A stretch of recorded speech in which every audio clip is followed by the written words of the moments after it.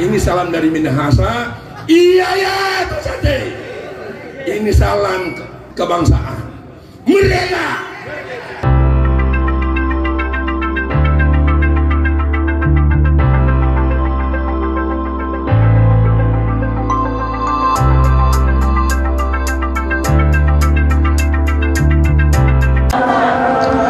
Yang kami hormati Ketua Umum Laskar Manguni Indonesia, tentunya berserta Ibu Bapak Pendeta Hani Panto, Sarjana Teologi.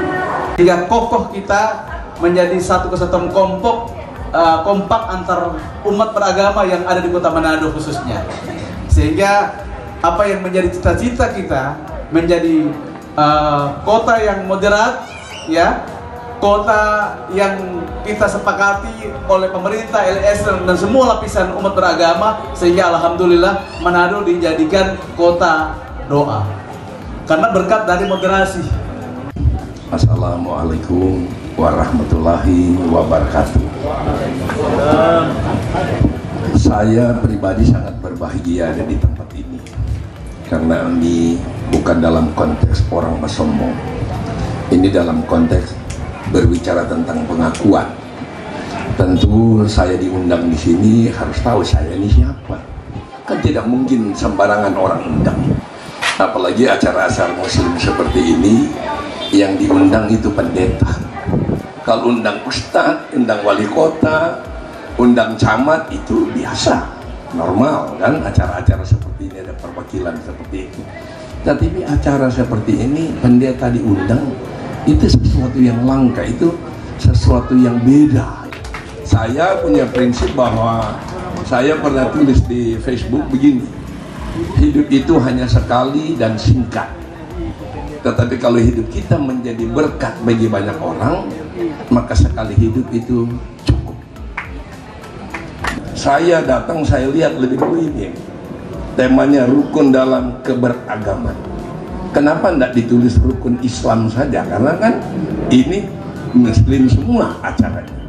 Tetapi ini panitia dan tentu tokoh masyarakat sini melangkah selangkah lebih maju.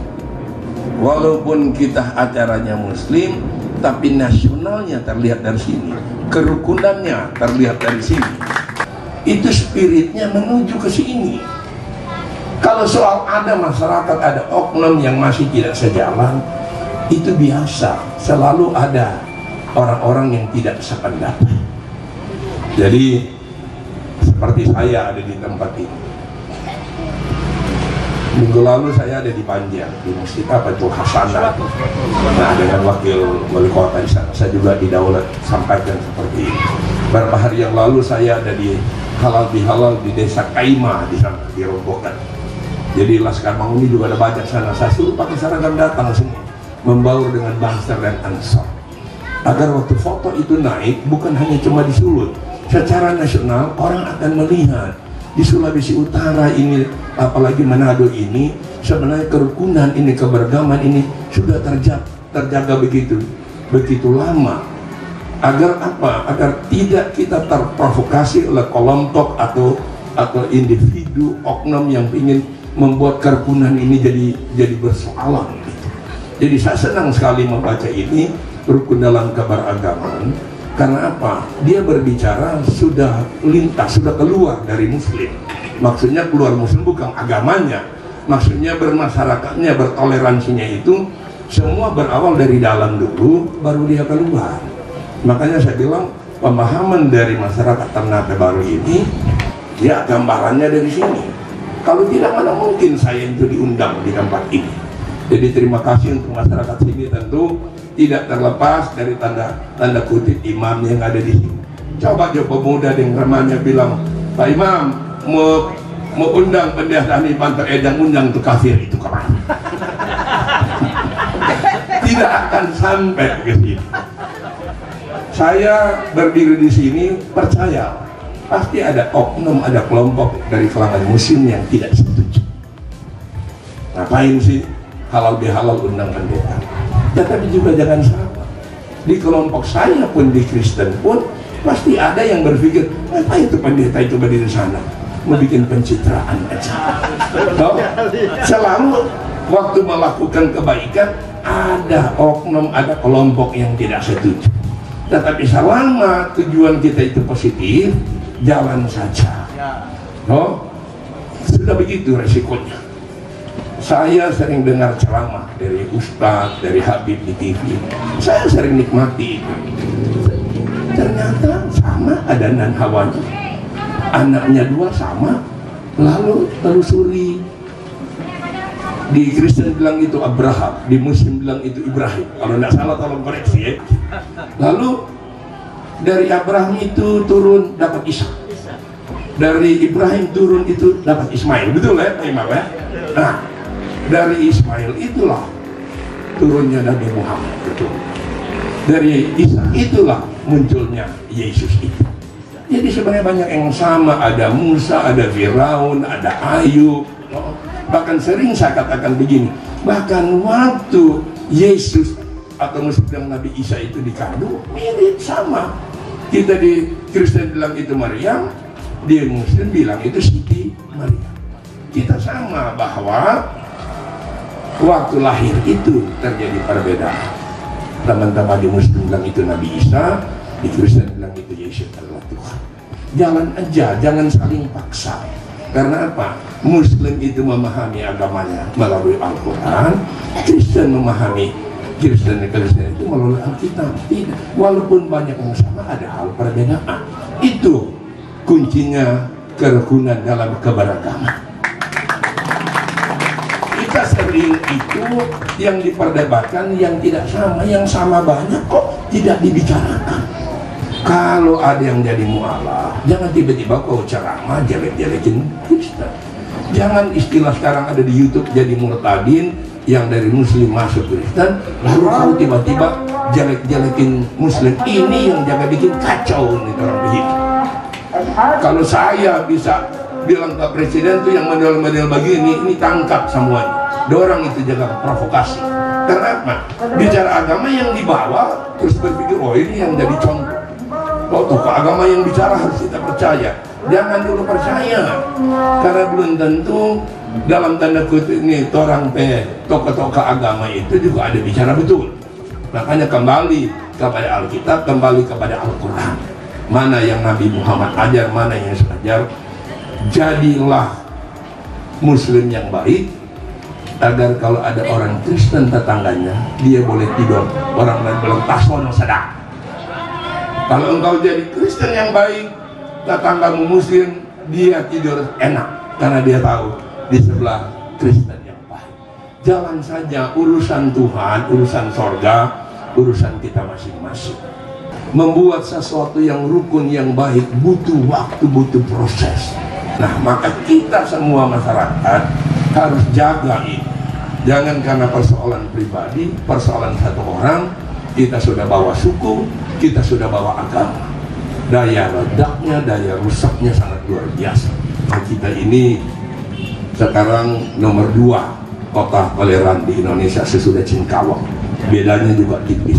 Kewajiban kita untuk menjaga semua itu, karena untuk merusak kerukunan itu, merusak sesuatu yang baik, tidak butuh waktu banyak. Kita aja yang mau jadi perusak sudah.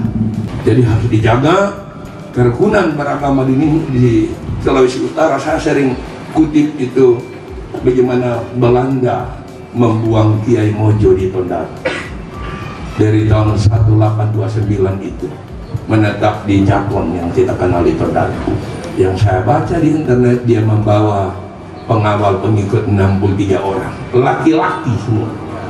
Yang saya mau tanya, ini turunan dari sana itu populasinya sudah sekitar 20 juta di Indonesia, sudah tersebar kemana-mana.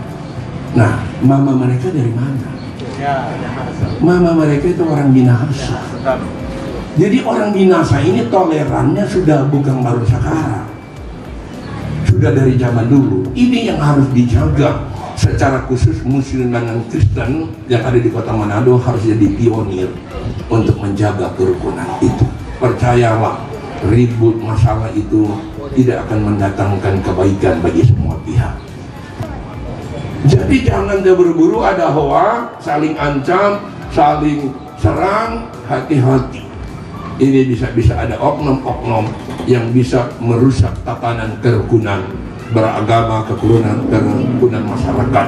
Kalau ada masalah hukum, dorong kepada aparat kepolisian untuk diambil tindakan secara hukum. Orang yang bersilaturahmi, orang yang tulus hatinya, yang membawa damai, itulah halal bihalal. Makanya Pak Camat bilang ini halal bihalal tidak boleh dilakukan di koperasi. Nanti soal dimaafkan utang, selesai sudah.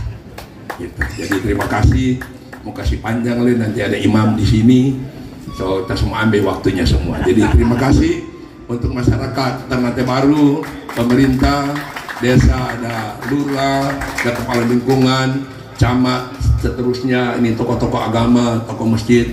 Terima kasih, saya sangat menghargai ini. Ada satu ayat di Alkitab berkata begini di Mazmur 133 Pak Imam. Alangkah indah dan elok kalau mereka semua duduk rukun dan damai. Kesana Allah mengiringkan berkat. Saya teliti ayat ini, kok cuma duduk rukun dan damai, kok Allah mengirimkan berkat? Ternyata tidak mudah. Duduk rukun dan damai itu bisa saja kalau antara muslim, kita antara muslim, Kristen sama Kristen duduk rukun dan damai. Tetapi saya berpikir satu langkah lebih maju. Saya terjemahkan itu bahwa duduk rukun dan damai itu bukan hanya satu agama, tetapi saya harus bisa duduk rukun dengan muslim, Konghucu, Buddha, Katolik, semua suku. Kalau saya mampu duduk seperti rukun dan damai, saya percaya Allah akan memberkati saya.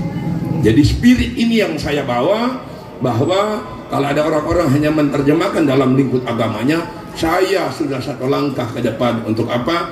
Menerjemahkan itu bahwa saya harus duduk rukun dan damai dengan semua orang, maka Allah akan memberkati itu. Gus Dur bilang apa? Kalau kita melakukan kebaikan, orang tidak tanya apa agama kita. Tentu itu pun kalau dibahas jadi panjang. Oh, karena orang jadi baik kalau dia taat kepada agama masing-masing. Percayalah, kalau kita lakukan, orang akan berdapat dimanapun. Assalamualaikum. Oh, waalaikumsalam. Shalom. Haleluya. Kalau itu terjadi, maka hidup kita akan bermanfaat bagi banyak orang. Takbir! Takbir! Nah, ini salam dari Minahasa. Iya ya, Tosate. Ini salam kebangsaan. Merdeka! Awal tahun 1996, suami saya adalah orangnya Papa Hani. Ya, alhamdulillah sampai dengan saat ini, berkat papa, mama, dan seluruh keluarga yang ada di Bunga Bakung dulu di rumah, saya mengerti apa itu kasih. Bagaimana sih orang mau menghargai orang? Bagaimana orang ini mau baking supaya orang tidak marah pada orang? Itu saya belajar luar biasa dari papa.